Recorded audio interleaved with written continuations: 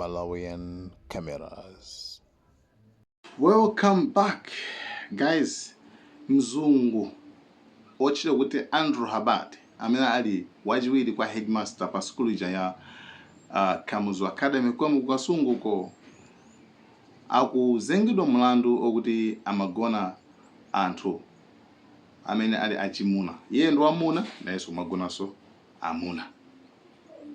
Yes, takulandirani pano pa Malawian Cameras YouTube channel. Ngati simupanga subscribe, comment, like, share. Nkhani yonse iti motere.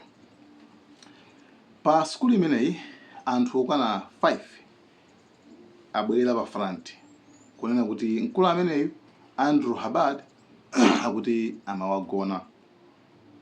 Nde nkhani yonse ili motere. Awiri ndi amukampasi momwemo amene wina ndi Cookie, wina akuti anamulemba ntchito ndi iyeyo kuti azimuthandizira. Yes, Cookie akaphika zakudya zija, Andrew akadya. Amudyaso Cookieyo. Pa. Siriwa material zikina. Ena ndi ana achipere azaka osafika zaka 18 amene amaphunzira pa Mtunthama Primary School. Primary. Osati ku secondary koma primary. Skulu imeneyi iliso pafupi ndi Kamuzu Academy.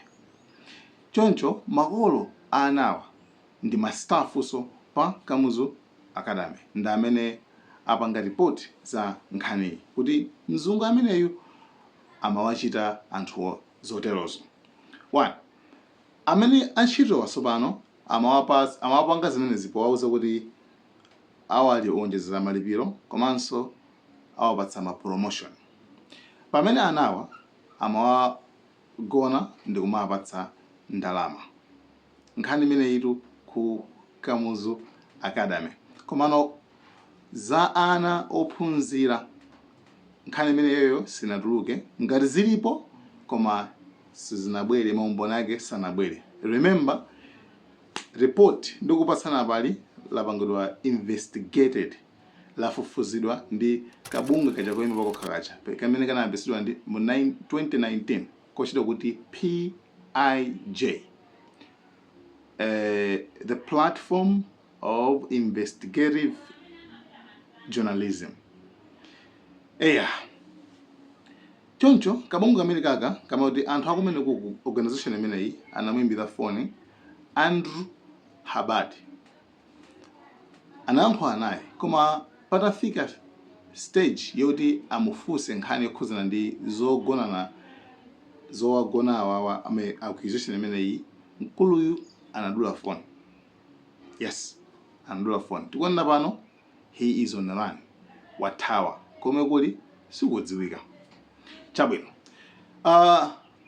Anthu amene wawa anapita ndithu ku Kamuzu Academy kukafusa management.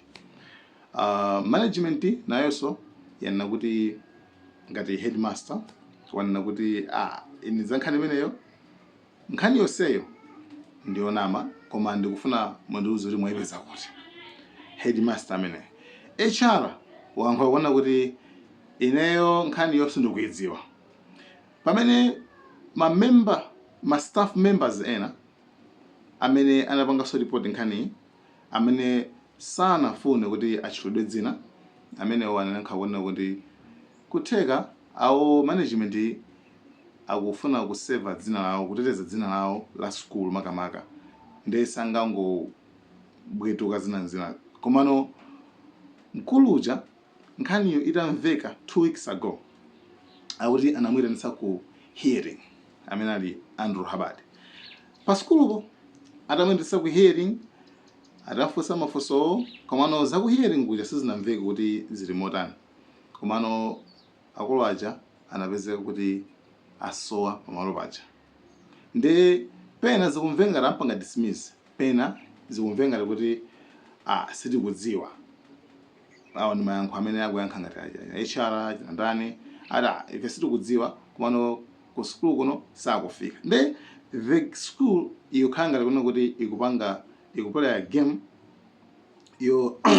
yo bisa munthuyo kumbisa koma panopa sakudziwa kumene ali ndipo mafoni akumadula komano anthu angofota amuyitanitse amufunse za nkhani kuti akulu nkhani ili bwanji ero akuluakulu nde zomwe zikuchitika ku KA Kamuzu Academy komwe ku Kasungu.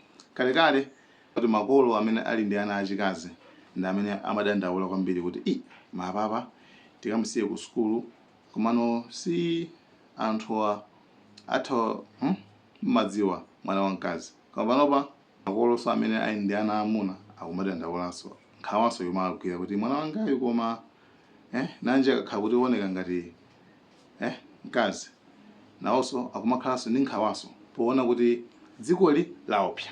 Kaukhala ndi mwana wamuna nkhawa ikugwira, kaukhala ndi mwana wamkazi nkhawa ikugwira chifukwa zimene zili kumene kuku sindizo. Anyway, by the way, anthu amene munali mtima tizibwezi kumene ku sukulu imeneyi ndi mmadandaula kuti ayi mwina mzunguyu atha kukhala kumatidyera mitima pansi. Mzunguyu nkhawa ikhaleno kwa akazi amene muli ndi ma boyfriend kumene kuku kuti mzungu ameneyu anyway iyo nkhani imene ikuchitika kumene kuku ku Kamuzu Academy. Maripoti ena tikupatsani bene mzunguyu akapezeka koma pakali pano mwina tikamfufuze tiyambe kumfufuza kuti tikamfufuza kuti koma by the way I think you have an idea. Akhoza kukhala kubisira kumene kwa tingopita basi just in case. Thank you guys.